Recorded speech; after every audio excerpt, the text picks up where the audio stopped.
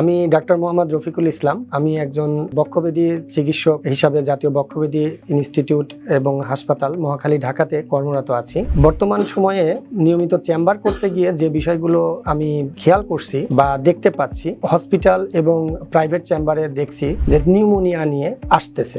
এখন এই বয়স্ক রোগীদের ক্ষেত্রে নিউমোনিয়া এটা খুব সাধারণ বা খুব কমনলি আমরা দেখতে পাই, কিন্তু এখন যে নিউমোনিয়াগুলো আমরা পাচ্ছি ম্যাক্সিমাম ক্ষেত্রেই সেই নিউমোনিয়াগুলোর প্রকটতা অনেক বেশি, অর্থাৎ ভেরি সিভিয়ার নিউমোনিয়া যেটাকে আমরা বলে থাকি। এখন এই ভেরি সিভিয়ার নিউমোনিয়া বা নিউমোনিয়া যেটা আমরা সবসময় এখন ফেস করছি এবং শীতকালে সেটার প্রবণতা আরও বেশি, এবং আমার কাছে মনে হয়েছে যে এই নিউমোনিয়ার ট্রিটমেন্ট করার চেয়ে এই নিউমোনিয়ার চিকিৎসা করার থেকে এই নিউমোনিয়া যদি আমরা প্রিভেনশন করতে পারি, প্রতিরোধ করতে পারি, তো সেক্ষেত্রে আমার মনে হয় যে আরও বেশি এটা জনসাধারণের জন্য এবং সমাজের জন্য উপকারী হবে বলে মনে করি। তো সেজন্য আমি আজকে আপনাদের এই বিষয়টা নিয়েই আমি একটু কথা বলতে চাই যে কিভাবে আমরা বয়স্কদের ক্ষেত্রে নিউমোনিয়া প্রিভেনশন বা প্রতিরোধ করতে পারি, এবং খুব ছোট ছোট খুব স্বাভাবিক কিছু নিয়মকানুন এখানে আমরা মেনে চললেই আমরা অত্যন্ত জটিল একটা রোগ নিউমোনিয়া থেকে আমরা আমাদের বয়স্ক যারা রয়েছে তাদেরকে আমরা রক্ষা করতে পারি। তো আমি শুরু করছি যে আমরা কোন বিষয়গুলো আসলে স্বাভাবিকভাবে দৈনন্দিন জীবনে মেনে চলবো,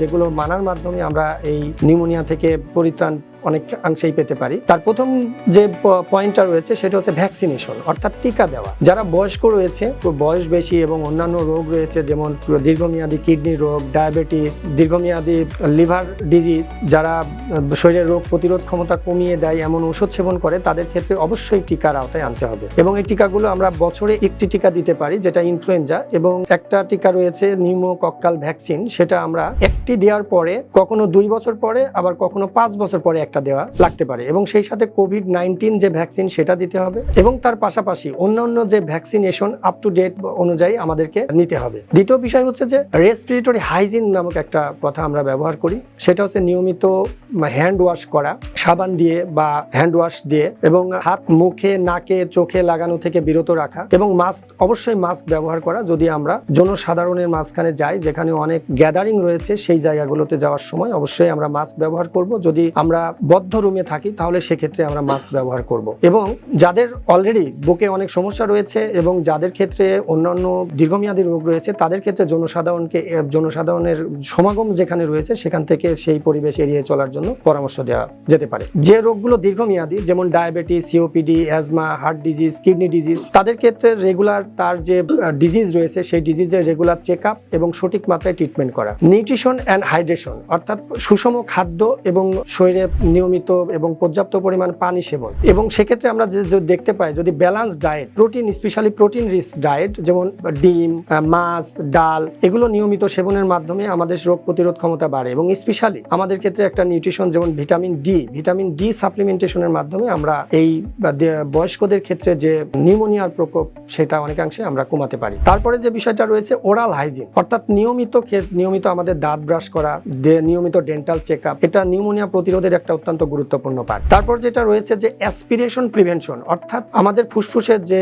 এয়ারওয়ে রয়েছে অর্থাৎ ব্রঙ্কাস, সেই এয়ারওয়েতে অর্থাৎ ফুসফুসে আমাদের অনেক সময় বিশেষ করে বয়স্কদের ক্ষেত্রে যারা দীর্ঘমেয়াদী বেড রিডেন থাকে অথবা যাদের আদার্স অন্য রোগ রয়েছে তাদের ক্ষেত্রে প্রকোপ বেশি। সেক্ষেত্রে আমাদের যেটা করতে হবে সেটা হচ্ছে যে এই মানুষগুলোকে কখনোই শোয়ায়ে তরল অথবা শক্ত যে কোনো ধরনের খাবারই পরিহার করতে হবে, এবং পেশেন্টকে বসিয়ে অথবা দাঁড়িয়ে খাওয়াতে হবে। দীর্ঘ সময় একটানা শুয়ে থাকা পরিহার করতে হবে, যত সম্ভব পেশেন্টকে অ্যাক্টিভ থাকতে হবে। সেক্ষেত্রে আমরা অ্যাসপিরেশন প্রিভেনশন করতে পারবো। এবং যে বিষয়টা অত্যন্ত গুরুত্বপূর্ণ আরেকটা বিষয় রয়েছে সেটা হচ্ছে স্মোকিং স্টপ করা, অর্থাৎ ধূমপান অবশ্যই পরিহার করতে হবে।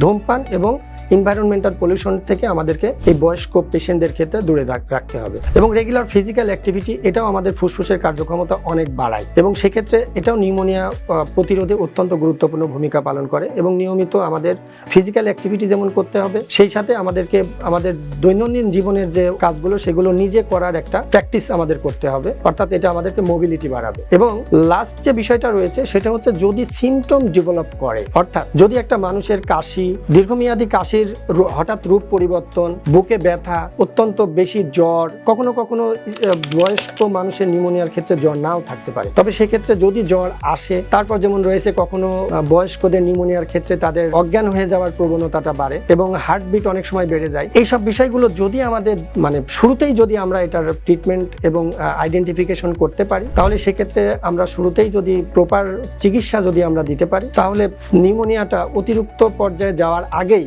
আমরা ট্রিটমেন্ট দিয়ে সেটাকে কম সিভিয়ারিটি অর্থাৎ মাইল্ড অবস্থাতেই আমরা সেই নিউমোনিয়াগুলোর একটা ভালো চিকিৎসার মাধ্যমে নিয়ন্ত্রণে রাখতে পারি।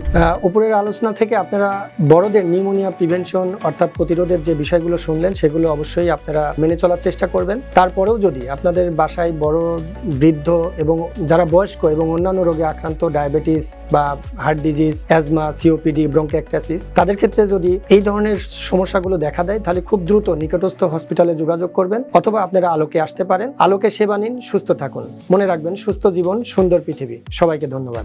সুস্থ জীবন সুন্দর পৃথিবী।